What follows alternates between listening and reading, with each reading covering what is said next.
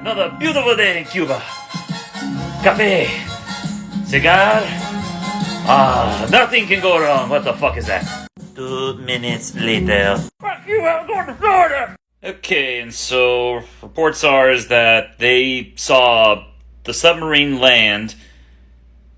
The emergency teams reported, being as that they saw a sub, they brought out the Geiger counters. And of course, there was a small crack, so there was a bit of radiation, so it was setting off the Geiger counters. And then the Army quickly decided that they were going to get out of the sub. Imagine that didn't go too well.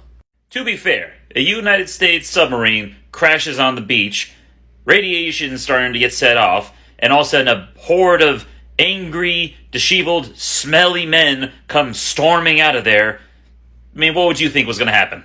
Yeah, well, at least no one died. Yeah, except that not a lot of people got the notice that it was a false alarm here, and probably the fact that 25% of the Cuban population left for Florida. That's Florida man's problem, not my problem. Well, it's not getting much better here. The Army is basically being held in Cuba right now. Why? I mean, this was a simple mistake here. I mean, why are they holding them up? Well, they ended up raiding the beach, and there's a lot of bars there, so they ended up finding all the liquor.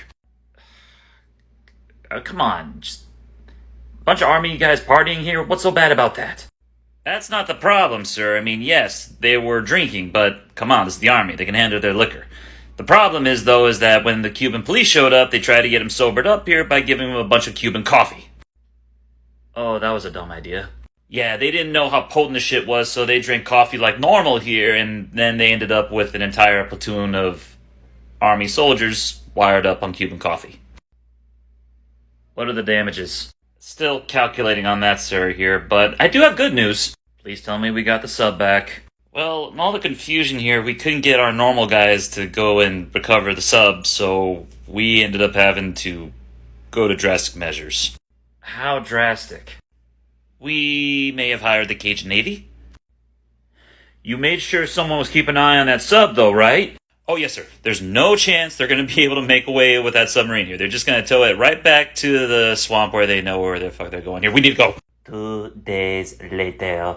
I cannot handle any more of this shit. Look, they made off with 2 torpedoes. No nuclear material was lost here. I see this as an absolute win.